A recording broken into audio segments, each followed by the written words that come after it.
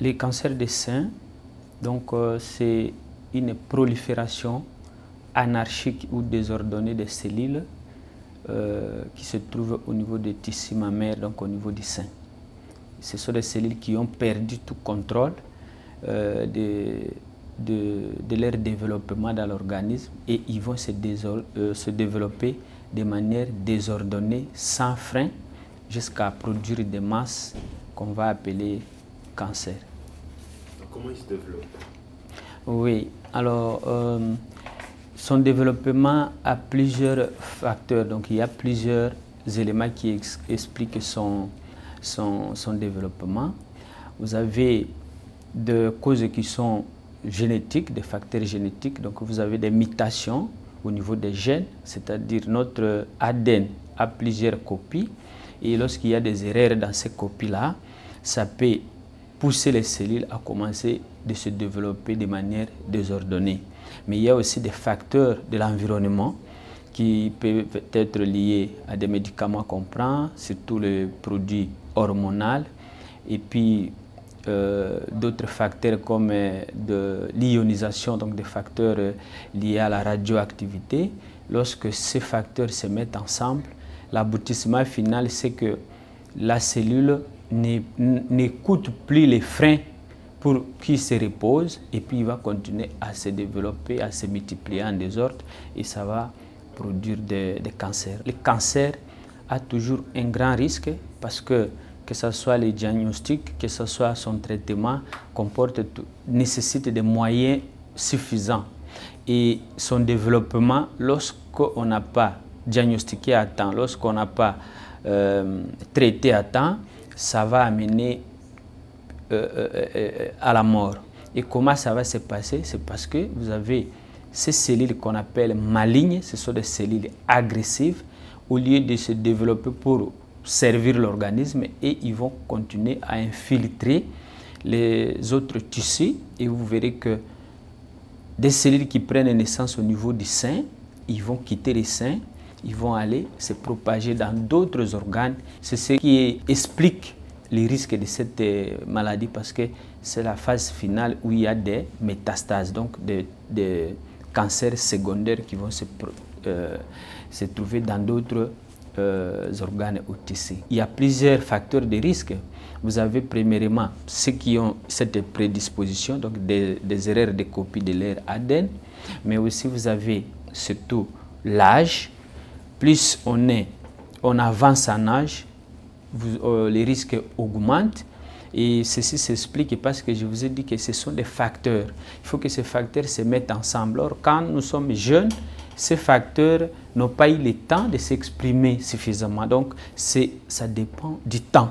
Il faut un temps suffisant et ce temps est plus accompli quand on est âgé. Donc, à partir déjà de plus de 40 ans, les risques augmentent. Et puis aussi, les gens qui prennent, les femmes qui prennent le traitement hormonal, par exemple, de substitution, toutes ces personnes courent toujours un risque. Et il y a d'autres aussi facteurs environnementaux et autres qui peuvent faire augmenter ces risques-là.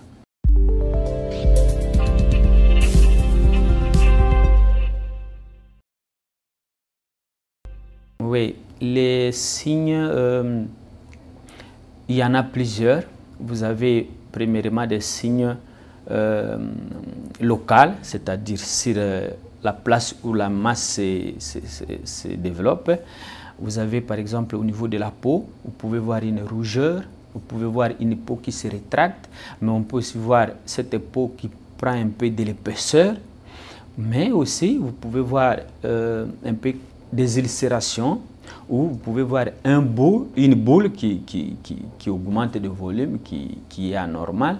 Mais aussi on peut avoir des écoulements au niveau des mamelons. Ça peut être un écoulement liquidien ou un écoulement laiteux ou un écoulement mêlé de sang. Tous ces signes-là, ou soit on n'a rien vu, mais quand on palpe, on trouve une masse. Et ça, tout ça, ça fait un ensemble de signes.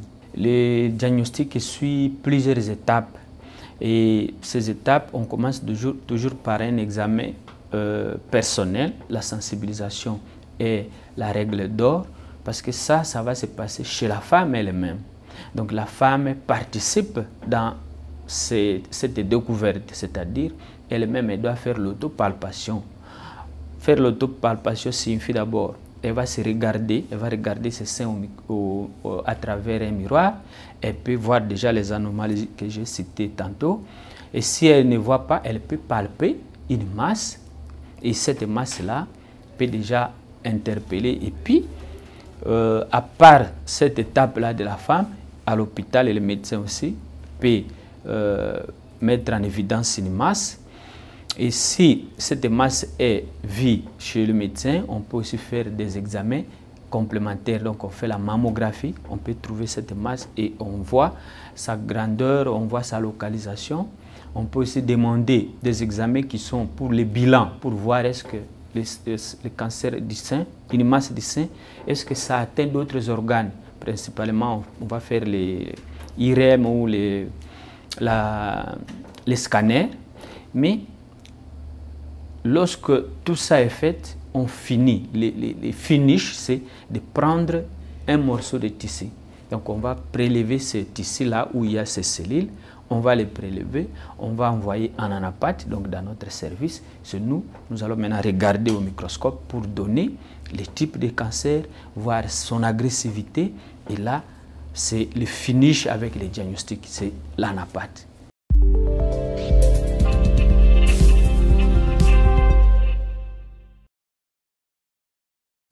On a au moins 3 étapes. Donc, vous avez l'étape où la maladie est encore localisée dans les tissus où il a pris naissance, c'est-à-dire s'il a pris naissance au niveau des canaux qui donnent les laits, la maladie est encore au niveau des canaux. Donc ça c'est le carcinome in situ.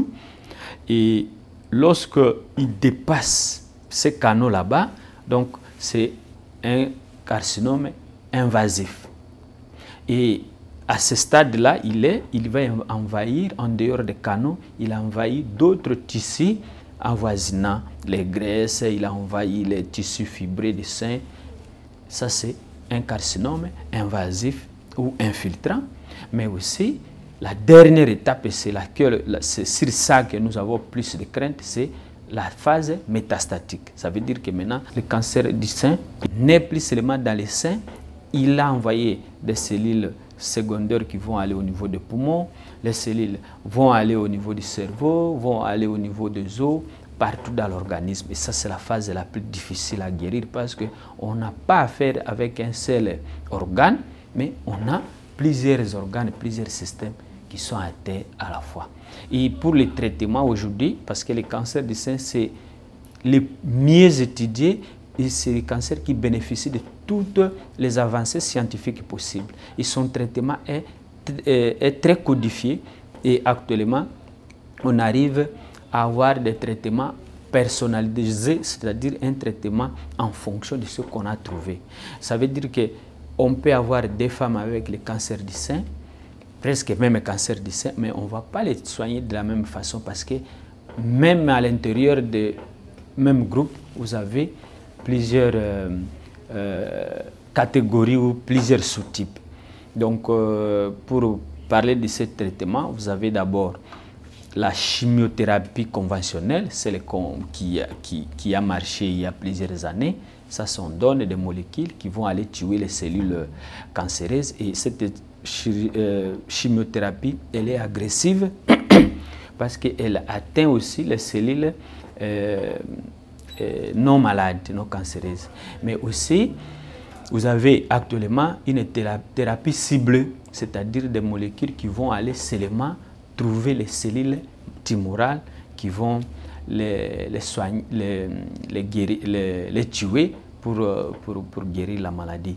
Mais aussi, vous pouvez avoir l'immunothérapie qui est aussi l'une des thérapies ciblées qu'on peut aussi utiliser. Donc, on va renforcer l'immunité pour aller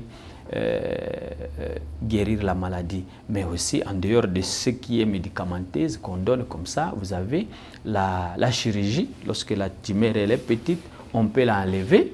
Déjà, le fait d'enlever, ça fait aussi partie du traitement. Mais aussi, il existe la radiothérapie.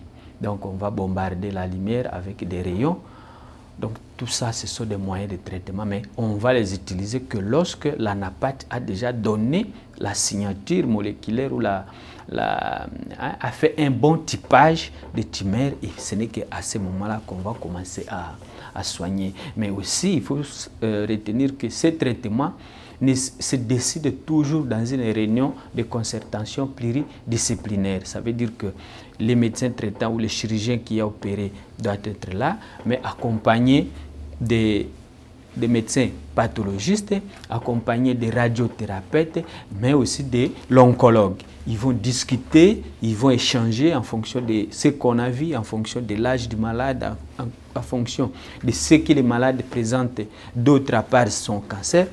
Tous ces éléments-là vont aboutir à une décision commune qui va statuer sur son traitement.